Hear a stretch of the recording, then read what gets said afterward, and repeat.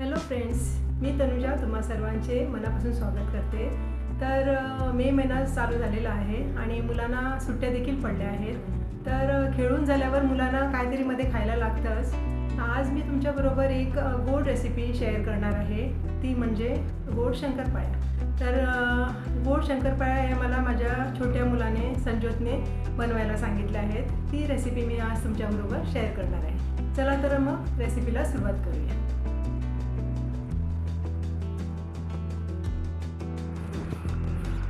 इथे मी 5 वाटी मैदा घेतलेला आहे स्वच्छ चाळून, 1 वाटी तूप, 1 वाटी साखर, 1 वाटी दूध आणि 1 चिमूटभर मीठ घालणार आहे टेस्टसाठी। इथे एक छोटं पातेलं मी गॅसवर ठेवलेलं आहे। आता ते पातेलं गरम झाल्यावर त्यात आपण 1 वाटी तूप आणि 1 वाटी साखर आणि 1 वाटी दूध हे तिन्ही साहित्य घालून घेऊया आणि व्यवस्थित मिसळून साखर विरघळेपर्यंत हे मिश्रण गरम करून घेऊया।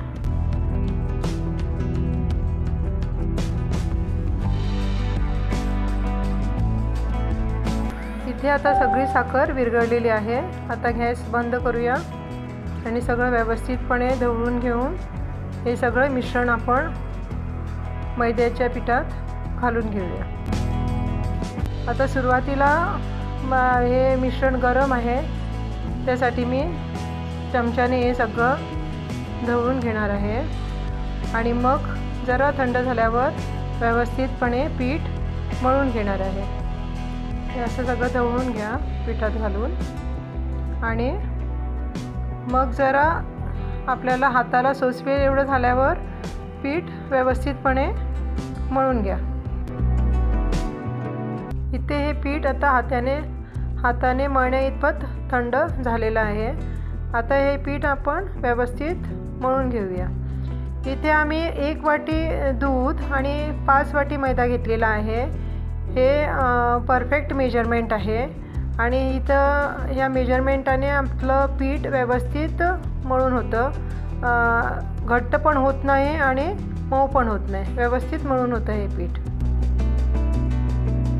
सॉरी, इथं मी मीठ घालायला विसरले होते। पीठ मळून झाल्यावर मला आठवण झाली। आता इथे मी मीठ ॲड केलं आणि परत एकदा पीठ मळून घेतलं।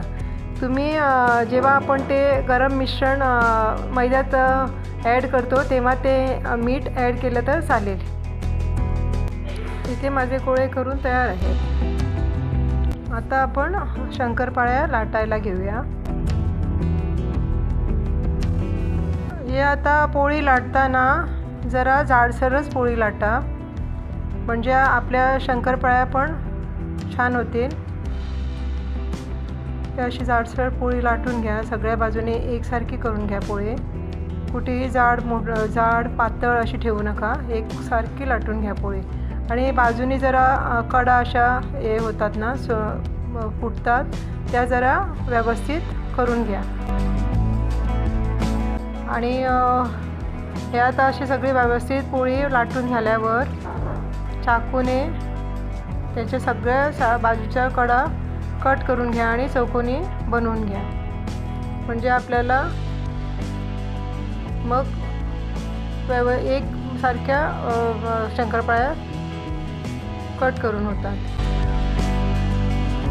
मी इथे चाकूने चारी बाजूने हे पीठ कट करून घेतलेलं आहे लाटलेलं आणि आता चौकोनी इथे शंकरपाळ्या कापून घेत आहे। तुम्हाला कुठल्या आकाराच्या शंकरपाळ्या आवडतात तशा तुम्ही आकाराच्या शंकरपाळ्या इथं कापून घेऊ शकता। मी इथे शंकरपाळ्या आकाराने छोट्या कापून घेतलेल्या आहेत, म्हणजे तळताना आपल्याला जास्त वेळ लागत नाही आणि लवकर तळून होतात। या अशा चौकोनी बारीक कापून घेतलेले आहेत। इथे आपल्या शंकरपाळ्या करून तयार आहेत आणि कापून तयार आहेत. आणि आता इथे मी तेल तापत ठेवलेलं आहे. आता एक छोटासा गोळा पिठाचा घालून घेऊया आणि तेलाचं तापमान बघूया कसं काय आहे ते. आता इथे तेल व्यवस्थितपणे तापलेलं आहे. ते गोळे आपण काढून घेऊया आणि थोड्या थोड्या शंकरपाळ्या तेलात घालून तळून घेऊया. आता इथे सुरुवातीला फ्लेम आपली हाय होती तेल तापण्यासाठी. आता फ्लेम ही मीडियम करा आणि शंकरपाळ्या सगळ्या व्यवस्थितपणे तळून घ्या. आणि मध्ये मध्ये असा जाऱ्याने हलवून घ्या शंकरपाळ्या. कारण तसंच ठेवल्या तर मग शंकरपाळ्यांना एक बाजूने लाल रंग येतो, एक बाजूने पांढऱ्या होतात. आणि असं आपण जारा हलवून शंकरपाळ्या तळून घेतल्या तर आपल्या एकसारखा कलर शंकरपाळ्यांना येतो आणि शंकरपाळ्या व्यवस्थित तळून होतात. या अशा व्यवस्थित तळून घ्या शंकरपाळ्या. असं मध्ये मध्ये झारा हलवून व्यवस्थितपणे शंकरपाळ्या तळून घ्या.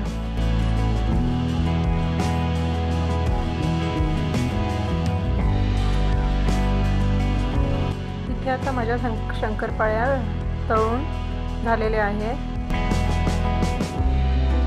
आता सगळ्या एकसारख्या व्यवस्थित तळून झालेल्या आहेत आणि सगळ्या शंकरपाळ्यांना एकसारखा कलर आलेला आहे.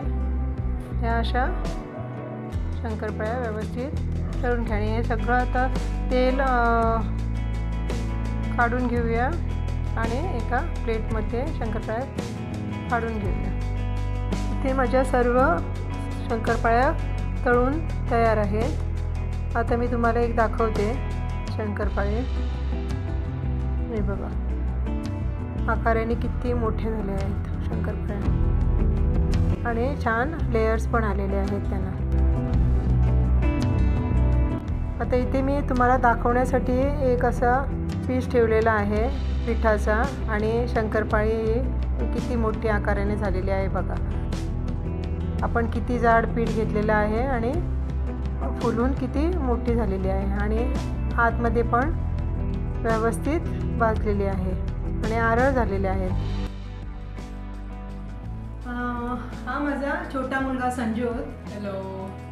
तर आज मी शंकरपाळे तुम्हाला खाऊन दाखवणार नाही. आज संजोतला मी खायला देणार शंकरपाळे आणि बघूया त्याचा काय रिव्ह्यू आहे.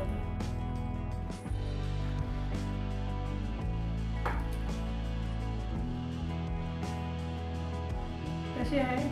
खूप चांगली आहे. मिठास पण चांगली आहे, तोंडामध्ये पण विरघळत आहे प्रॉपरली. खूपच छान झाली आहे. थँक्यू. तर तुम्ही ही रेसिपी ट्राय करू शकता. तुम्ही तुमच्या मुलांना खाऊ घाला ही रेसिपी करून आणि मुलांना हे छान फारच आवडेल. तर ही रेसिपी आजची तुम्हाला कशी वाटली हे कमेंट करून नक्कीच कळवा आणि व्हिडिओला लाईक शेअर सबस्क्राईब करायला विसरू नका. तर परत एकदा भेटूया आपल्या नवीन व्हिडिओमध्ये. तोपर्यंत मस्त खा, स्वस्थ रहा. धन्यवाद. Bye bye.